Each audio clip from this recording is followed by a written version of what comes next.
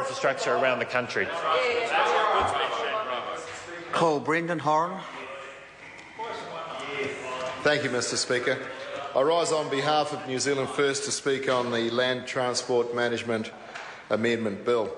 And I must say, after listening to Mr David Bennett, the Honourable David Bennett speaking, don't worry, Mr Bridges, we'll get to you.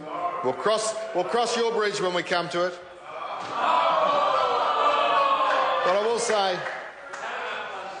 will say that after listening to the Honourable David Bennett, I'm sure Vogel would be rolling in his grave to see the chairman of the Transport Select Committee so blinkered, so blinded, so adverse to common sense transport infrastructure such as rail. And it's very interesting because the Honourable David Bennett has obviously been taking note of the Prime Minister, Mr Spray and Walk Away, and he has certainly given a big spray to those Kiwi Rail workers who are losing their jobs, to those people in Gisborne, the 10,800 people who signed that petition that the Transport Committee decided to just ignore. And his comments really do cast serious doubts on the competency of the Transport Committee, their ability to be fair and true and to deliver something other than party-based outcomes, because we all know that the Transport Committee is heavily weighted in the government's favour.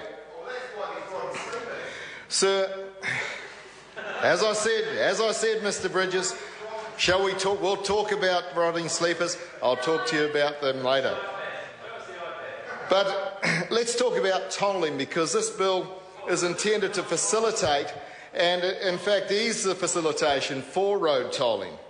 And we have, in New Zealand First, have real concerns about expanding the role of toll roads. So the notion of streamlining the process to introduce more toll roads we see as being against the wider public interest. Imposing tolls upon key roads inhibits people from New Zealanders from travelling in them. We already know about all the people that are living in poverty, although that side of the House tends to turn a blind eye to that. Similarly, the more toll roads in New Zealand, the greater the impact, and that is an adverse impact on domestic and international tourism. So this government needs to front up as to why they are relaxing mechanisms surrounding the introduction of toll roads. Could it possibly be for their Aussie mates in the Macquarie Bank? Now, I notice in the bill, let's get around to Mr Simon Bridges, because in the bill we see Route K there. Now, I was hoping to see in this bill that the government would be taking over the debt off the Tauranga ratepayers. There was your opportunity to do something for the people of Tauranga, but no, it's not in there. And sir, let's talk about borrowing, because within this bill is a fundamental change by allowing the NZTA to borrow to build roads. And this is a very significant change and not one to be taken lightly. What is missing is the justification for this profound change. Where is the evidence that this is necessary? Where's the cognate argument? Where is the compelling case for doing this? And what is actually behind the move? You know, earlier tonight, the members on that House criticised this side of the House for our attention to detail, because we know that the devil is in the detail. Given the state of the economy and our level of debt, giving NZTA more borrowing powers needs to be fully explained and justified. It's quite simple. All borrowing powers need to be carefully considered. The government needs to be quite clear. They need to front up and tell us what's really going on. Well, I'd heard Jerry's speech, but I was wondering what happened to the $12 billion set aside for the roads of national significance?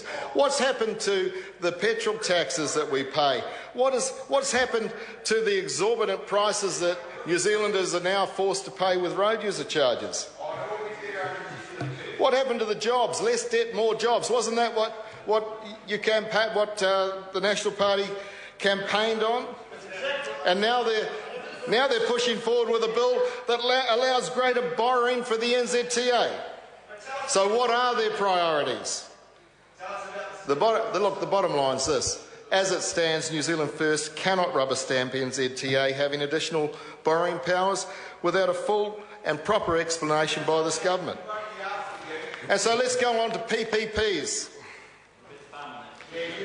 This bill will reduce potential barriers to the use of public-private partnerships, and the public should be very worried at this development. Very worried indeed. Private business is there for a profit, and usually a handsome profit. Much touted PPPs have been one of the great waves, in fact, of hoodwinking the public. They have often proved to be a bonanza for private interests, but usually at the public expense. Well, what private business would want to get involved in a PPP if there wasn't a great profit in it for them? But when it all goes bad, the taxpayer of New Zealand is left footing the bill. When things go wrong, it's us, the taxpayer, that pays. So we oppose the privatisation of New Zealand's roading network by stealth. The last thing we need or want is for New Zealanders to be paying some overseas corporation for the use of the roads here in our own country.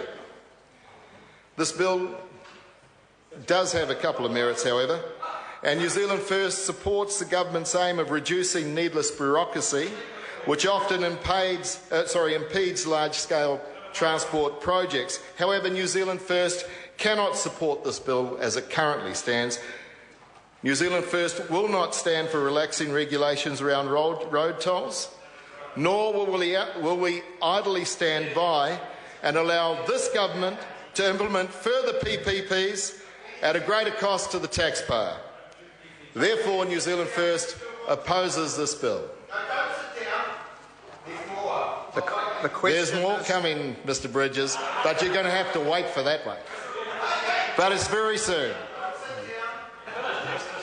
Call Chris Ockenwald. Thank you, Mr Speaker. What a pleasure it is on this occasion to follow Brendan